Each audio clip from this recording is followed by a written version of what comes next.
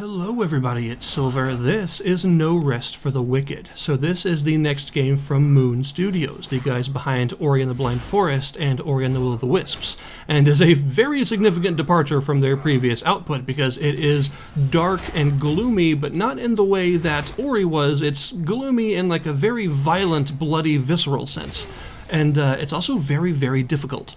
This is an action RPG, dark fantasy of course, and it's going for the sort of Souls-like formula, but, well, I feel that it's fair to judge this game very harshly for all of its decisions. Not in a bad way necessarily, I just mean that it's fair to be very exacting on this game, because on the Steam store page and when you start up the game, both times, it mentions that they're not only looking to make a Souls-like, but they're looking to push the genre forward. They're trying to be something new, something that stands head and shoulders above the rest, and that's kind of a big thing to proclaim.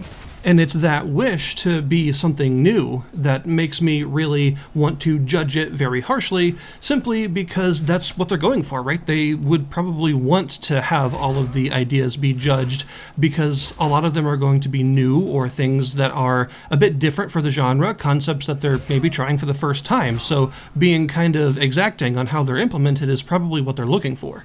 So the first thing to talk about are the audio visuals, and it is beautiful.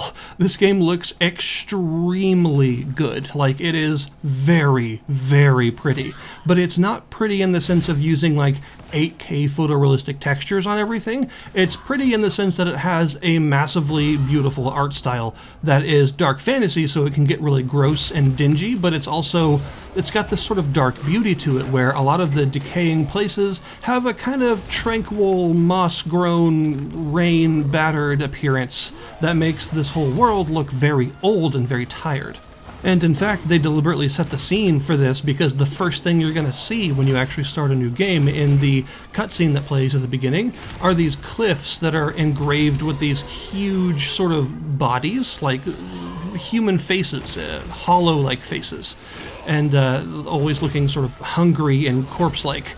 And they're just huge, these massive carvings in the cliff faces, and it looks really cool, but it also shows you what they're going for. And this is something that they've done before in the sense that the Ori games have absolutely beautiful environment design.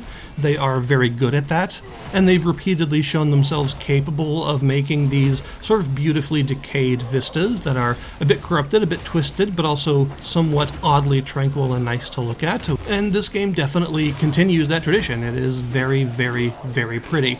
But in addition to that, there's also a lot of other stuff layered on to how it simply looks. Like the fact that the rain effects are really advanced, like oddly advanced for the art style. And the way that rain propagates and goes through scenes and sort of drips off of characters and also their weapons wherever they're outstretched, even if they're kind of in an odd position. There's a lot of physicality to the rain in this game, and it looks really awesome. I'm just a fan of rain in general, so I always notice really good rain effects, and this game has some of the best rain I think I've seen. It's super atmospheric and extremely harsh, like being in this rain would suck. It gives that impression that it's the kind of heavy, nasty rain that you really don't want to get stuck in. This also extends to the animations in the game, which are top-notch, like ultra quality animations to the point that it's a little bit ridiculous. The amount of detail in the animations is stellar. You'll notice things like maybe you equip a claymore and the way that your character walks will change because you'll be balancing the blade on your shoulder in a way that makes physical sense.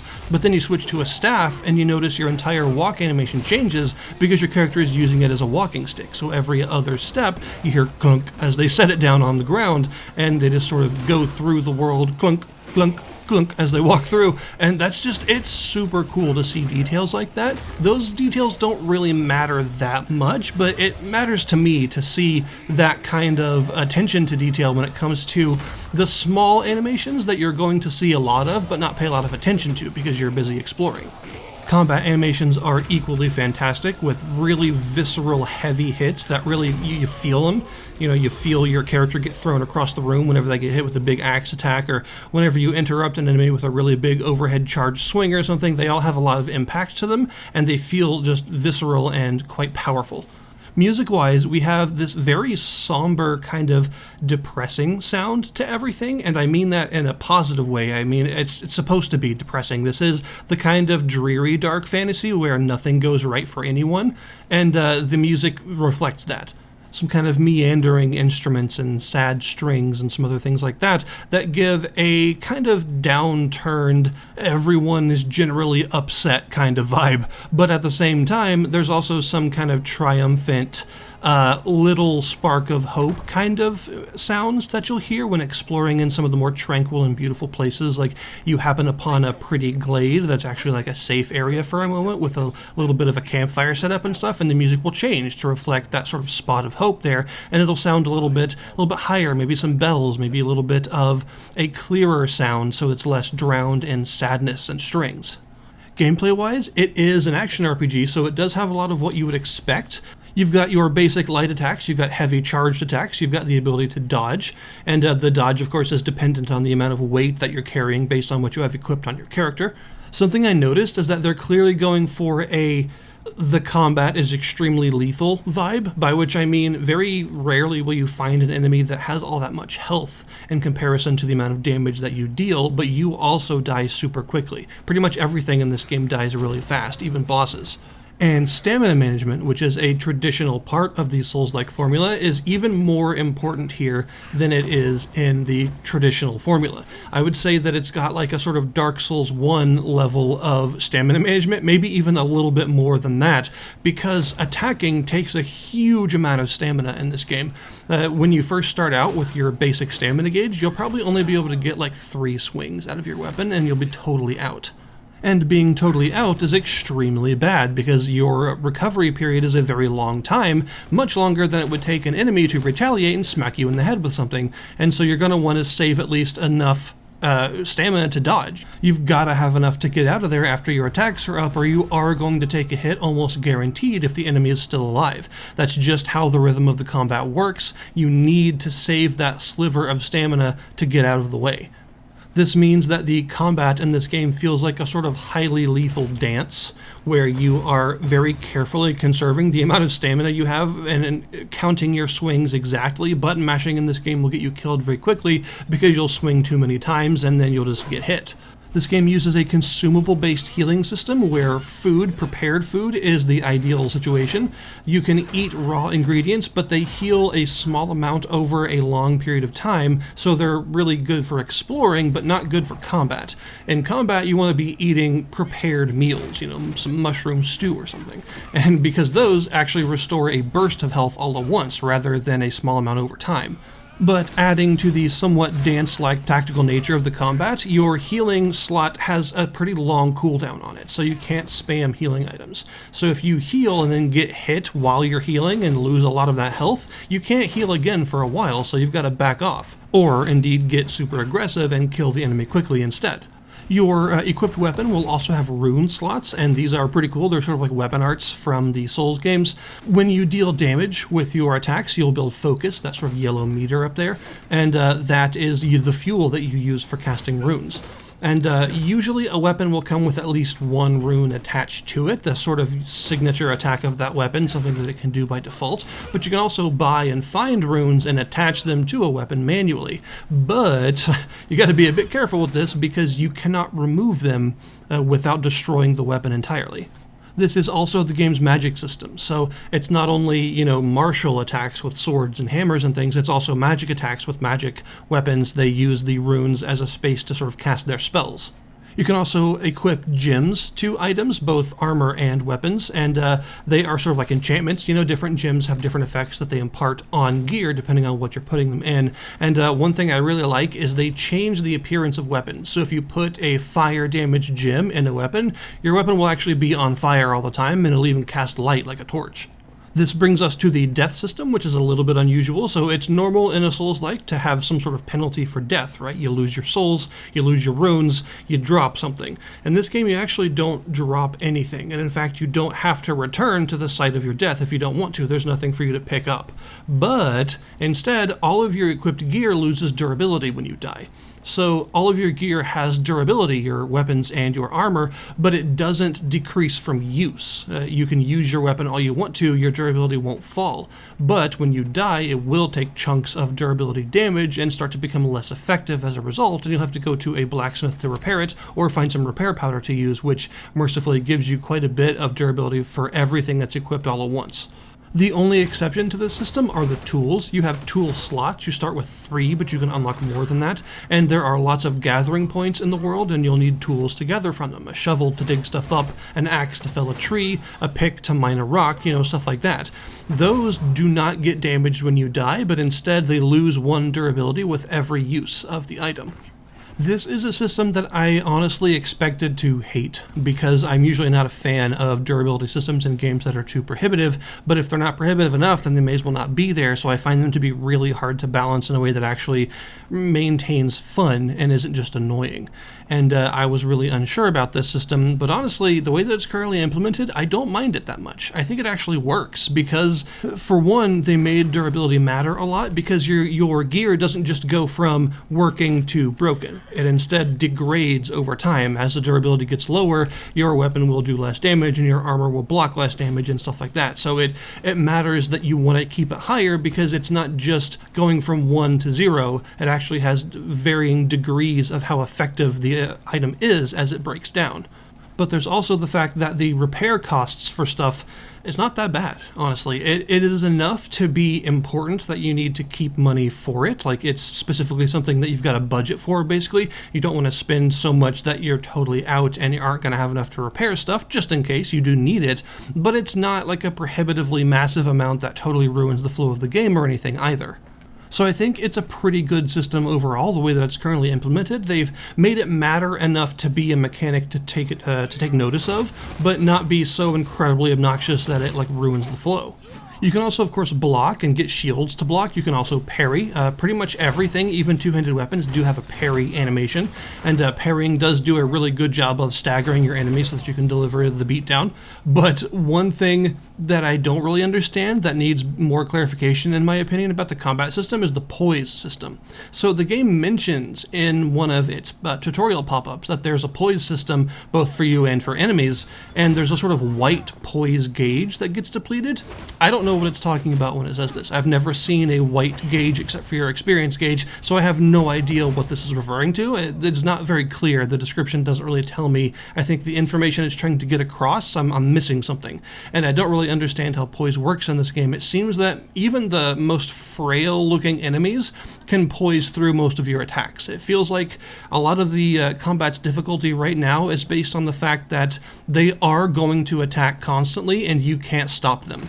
There have been several moments where I have staggered an enemy and felt really good about it, but I didn't actually feel that I knew how I did it and then could repeat it later. So obviously there's something about this system that's not clicking for some people, including me, and I don't really get how it works. And I think that definitely needs to be better explained or better demonstrated in the game, how this poise system actually functions. Because the way that it currently works, it seems like enemies never get interrupted and they can breathe on you and you'll get staggered. The way the world works is also an interesting departure. This is one of the things that I think they're talking about when they say they want to move the genre forward, they want to do something different. The world is not procedurally generated. Some people might think that's how it works, but it's not. It is a set, hand-designed world. But the sort of fog of war that you clear out when you first explore an area, it eventually comes back. So if you stay away from a part of the map for long enough, it gets re-fogged over. And when this happens, enemies respawn and so does loot, and sometimes new things happen there. So usually in a Souls-like, whenever you go back to a checkpoint, enemies respawn. That does not happen in this game. This means that boss runbacks are very pleasant because you can kill all the enemies along the way, and even if you keep dying, they'll stay dead. But if you stay away from an area for long enough, it'll sort of reset, almost like a Bethesda open world cell, kind of. It sort of resets things, but it's kind of neat because different things can happen. You know, different loot might be in the place of a different piece of loot that was there before. I've actually even had some loot turn into treasure chests and stuff that weren't there before, and then the previous bodies that had loot disappeared and sort of appeared elsewhere, so things got shuffled around. And also, enemies are not necessarily the same enemies. It seems like there are factions in this game that enemies belong to, and the enemies that respawn in an area once this happens will be of the same faction, but they don't have to be the same exact enemies as before, because I've re-explored old areas and found new enemy types and things there that definitely weren't there in the first place, but they were also of the same faction of the enemies that were already there. I actually really like this idea, and I think it's well implemented because of the fact that it has a good amount of nuance to it with the way that treasure changes and shifts around and new types of enemies can spawn and stuff like that. It doesn't feel like an afterthought of an idea. It feels like a major feature that they want to implement everywhere, and I think it's a cool idea. Speaking of the checkpoints, they are also your fast travel points, but they don't work like you would expect.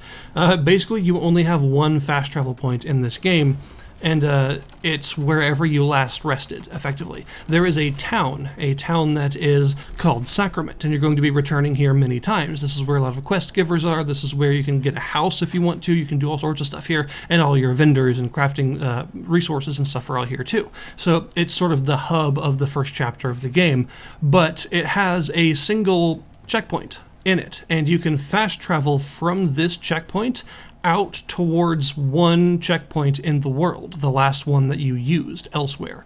And you can travel from any of the checkpoints in the world back to this one, and only this one in town. So this game has very limited fast travel, and I'm assuming this is a deliberate idea to make sure that you use the world-changing mechanics, right? The idea that the world sort of resets. They want you to experience this, and so they're going to make you walk through old areas again in order to re-explore them. Another thing that makes me think this is a pretty well thought out mechanic, because they have even other familiar mechanics that are changed in order to take advantage of it. There's quite a lot of crafting and stuff that you can do, but you don't really have to. There's a lot of vendors in town, and they all sell different things specific to them. You can also even contribute resources to improve the vendors and actually level up the town, and I believe it even visually changes the town too, which is super cool. And so you can chop down lots of trees and mine lots of ores and stuff and bring all these materials back to an architect that will help you restore the town, or at least sort of build it out. You'll also find loads of side quests here of varying difficulties, and some of these can even unlock entirely new vendors that are themselves upgradable once you have them and some stuff like that, so they are very much worth doing. The leveling system is also worth talking about. You don't gather a resource from killing enemies like souls or runes. Instead, you get experience in a traditional experience gauge. This gauge stays, you don't lose it when you die or anything unless you're using a specific type of enchantment.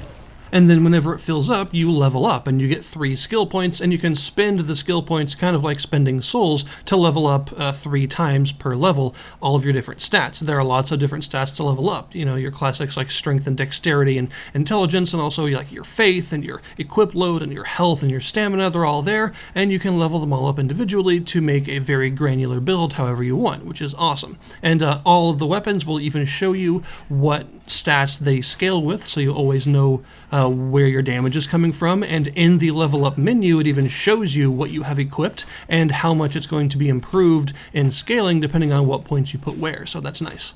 One interesting thing I noticed is a different form of progression. Basically, sometimes you'll face these enemies called Torn, which are big mutant undead abominations, and they can drop some really good stuff, including their blood. And you can actually go back to a character in town and inject the blood into yourself, which seems like a bad idea, but hey. And by doing this, you can expand your inventories and stuff, but not all of them at the same time. You actually choose one. So you have various different inventories, and you can they're all sort of about half filled when you start the game. And you can unlock the rest of them with this mechanic. So you can have a better gear inventory, so you can hold an extra row of gear, or more material inventory, so that you can hold more materials before having to put them back in a chest or something. Spoilers, you want this one. But there are also other inventory bits that you can expand with this, like more tools, so that you can hold multiple different gathering tools all at once and not have to switch them out, or even more rings. You actually have several ring slots, but only one of them active at a time, and I've noticed that rings are quite powerful in this game, so it makes sense why having more slots would be sort of gated behind progression, because rings are definitely super strong. It uses a 3-tiered currency system where you have a copper, silver, and gold coin, and each one is 100 of the previous one. And you can even buy a house eventually. It's very expensive right now, but you can get it, and once you have it, you can actually customize it with furniture and various crafting stations that allow you to craft more furniture, and also more advanced stuff for doing things like upgrading your weapons. And armor, of course. And after a certain number of weapon and armor upgrades, a sort of threshold they meet, they will require some more advanced resources and continue to do this as they build in power. You can also change the rarity of items. The rarity system in this game is a bit unusual. You have white, which are normal items, which have an advantage because they have 4 rune slots and 1 gem slot, so they could be customized a lot even though they don't have any extra stats. And then there are blues that have extra sort of enchanted benefits, but they have far fewer rune slots. There are also purples, which I believe are called corrupted weapons and armors, and these actually have a negative effect, but a bunch of powerful positive effects, so they're sort of a power at a price kind of concept. And you can even take a white rarity item and re-roll it as one of the other rarities randomly at an enchanter NPC, so that you can sort of specialize your gear if you want. There are even uniques that you can find that will have their own effects that you can't find elsewhere, but I haven't found one of those yet to be able to comment on exactly how they work, but they are supposed to be quite powerful. So I most definitely like the gear system in this game. The models and animations for all the gear are top-notch, and the armors and stuff look stellar. You have a lot of customizability, and the weapons are really fun to use, and that rune system makes them highly customizable and gives you a ton of variety. And then if you combine all that with the rarity system, you get a lot of different varied gear in this game that's going to be super cool to sort of theory craft around and see what you can find. Boss fights tend to be quite enjoyable so far. They're usually multiple phase, and they have pretty good-sized arenas. I've noticed the camera in this game is very active. It is, of course, like a top-down perspective, sort of, but it almost zooms into like more of a third-person perspective sometimes, and it tends to pan around the environment a lot. It moves a ton, it very rarely stays still, but it usually doesn't move in a way that is distracting or bad for combat and stuff. It usually makes sense where it moves to and doesn't block your view or anything. And I really do like what they're doing with the camera so far, because it's some very sort of cinematic camera work that really accentuates the vistas and stuff that you're going to be seeing, and it sort of makes the camera feel like it's a part of the environment, which is definitely a different vibe, and I really like how it's implemented so far. So as long as they keep up with this consideration with how it makes you appear in the environment, like size and perspective-wise, to make sure that it doesn't block you off or anything, I think it's a really good idea to have this more active sort of third-person, sort of top-down camera that sort of does its own thing. I'm also really liking the story so far. I'm a little bit confused because everyone says that we're a serum, but they never define what that actually is. And so I don't know exactly what the legends of this kind of person are and why they exist and why everyone seems to distrust them, but I'm sure that will be revealed in time. But I like the characters in the story so far. The voice acting is stellar. It's really good voice acting from recognizable voice actors that you've probably all heard before, and they do a great job. And a lot of the characters so far are very believable. Like, this is a dark fantasy story, but it's also an authentic to real life kind of story, if that makes sense. Like, everything about it feels realistically modeled so far. Like the way that one of the specific characters, who's clearly going to be like a major villain in the story, is a very believable sort of clout-chasing, I am using this situation as political capital for my church kind of character, and she's a pretty interesting character as a result. So far, my very early impressions of the story are that it's going to be a really fun yarn to unravel, and I look forward to exploring more of this world. So far, my overall opinion on No Rest for the Wicked is it's really, really solid. It's got some extremely good elements, some very high points, but it's also got some lows that need to be resolved, like the aforementioned combat confusion with how the point system works, and also the performance. The performance of this game is just bad, and it needs to be fixed, like, now. It hitches and slows down constantly in places that I don't understand why. Even doing something as simple as, like, smacking a single barrel can sometimes cause the frame rate to dip, like, way down for no reason. It makes some of the fights a lot more difficult, because it'll just start to hitch randomly during a fight and delay all your inputs and stuff because the frame rate can't stay consistent. Overall, it definitely needs a tune-up in terms of performance. That is the thing that I would suggest they currently focus on in terms of the content that's already here, because it feels quite polished from a mechanics perspective, but the performance is just, it really needs work. But outside of that, this is a game that I am very excited to see more of. This is an action RPG in a way that I really enjoy, and it's also doing some pretty cool and interesting things that I think will make good on their promise of trying to do things differently, trying to do something new, trying to push things forward, if they can hold on to the stability of these elements and keep them going throughout the whole game equally.